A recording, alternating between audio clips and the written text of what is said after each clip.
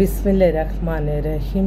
সকল প্রশংসা আল্লাহর, সকল ক্ষমতার মালিক আল্লাহ মহান। আসসালামু আলাইকুম আমার প্রাণ প্রিয় সকল আপনজন, কেমন আছেন?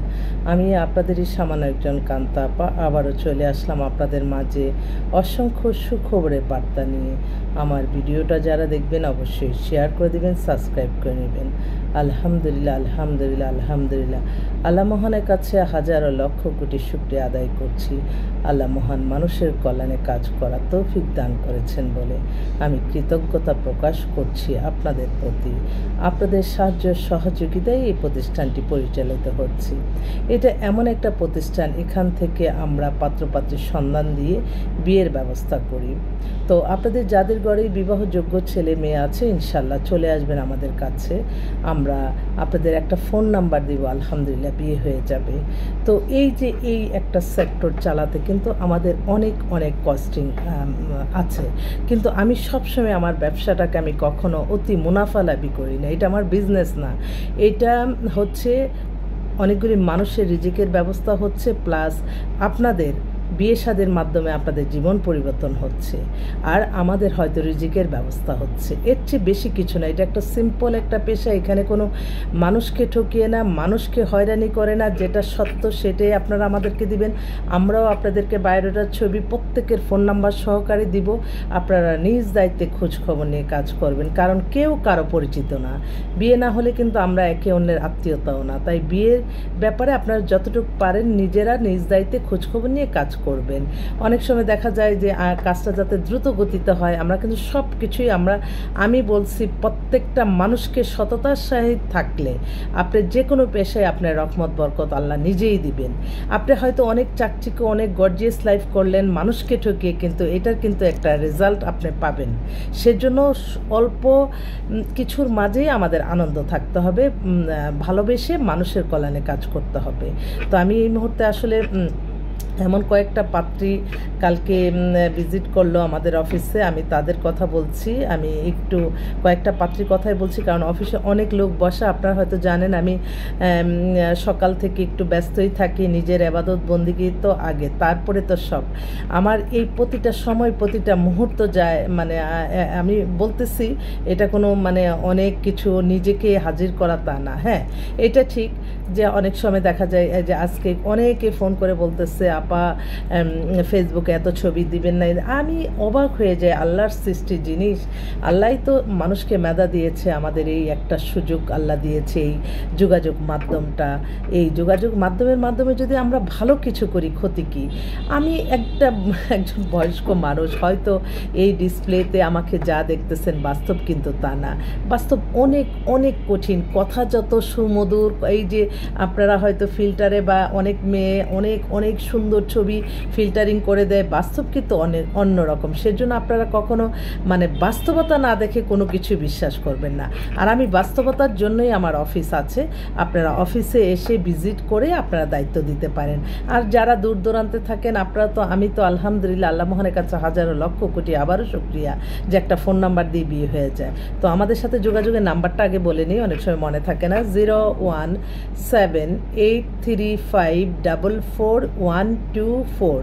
হ্যাঁ, তো আমি আপনাদের মাঝে আসতেছি আজকে। কালকে 2টা বোন পেয়েছি, আজকে একটা খুব ভালো একটা বোন পেয়েছি।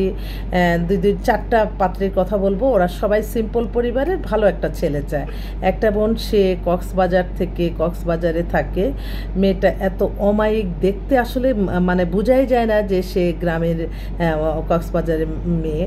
তো ওর 5 ফিট 4 লম্বা, ও ইন্টার পাস বললো। তো ওর 28-এর মতো বয়স, ওর ডিভোর্স হয়ে গেছে।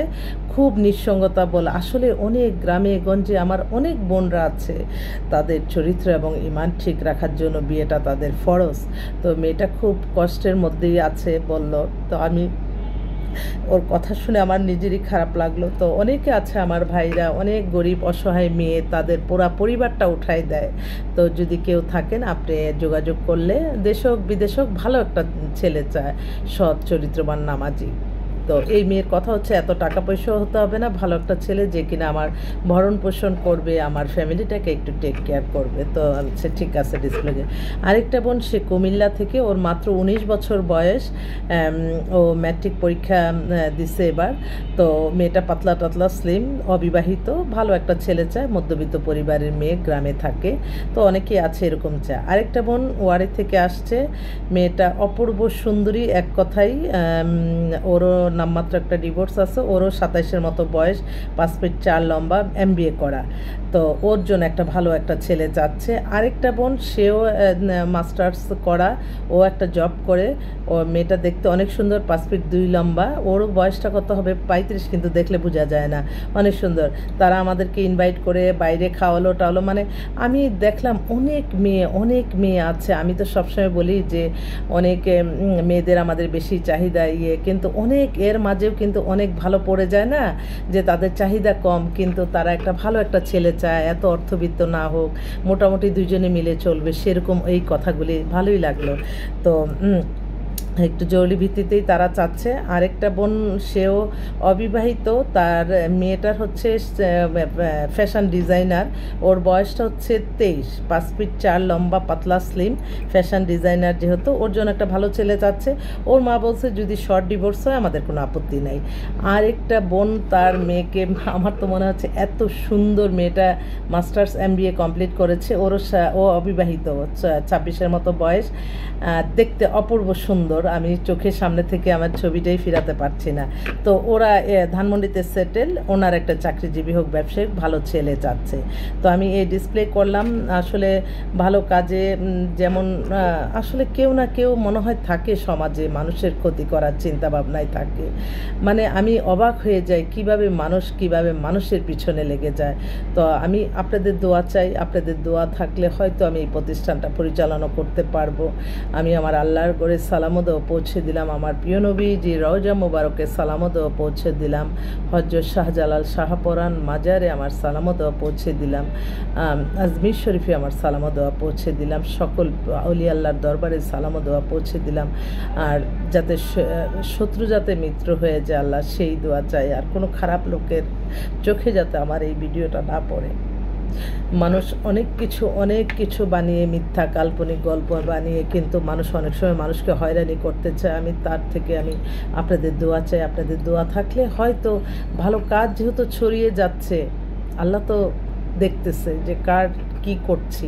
তো আল্লাহর কাছে সব কিছু চাওয়া পাওয়া, আল্লাহই রহমত বরকত শান্তি দান করবেন। আমি প্রতিটা ক্ষণ প্রতিটা মুহূর্তে চলার পথে সবাইকে একটা কথাই বলতে চাই, সেটা হচ্ছে শুধুমাত্র নামাজ, রোজা, ইবাদত, বন্দেগী, দান, সদকা, মানুষের কল্যাণ, হজ, উমরা পালন, ভালো কাজের মাধ্যমে এগিয়ে যাওয়া যায়, অন্য কোনো ওয়েতে না। তো সবাই ভালো থাকবেন। আসসালামু আলাইকুম।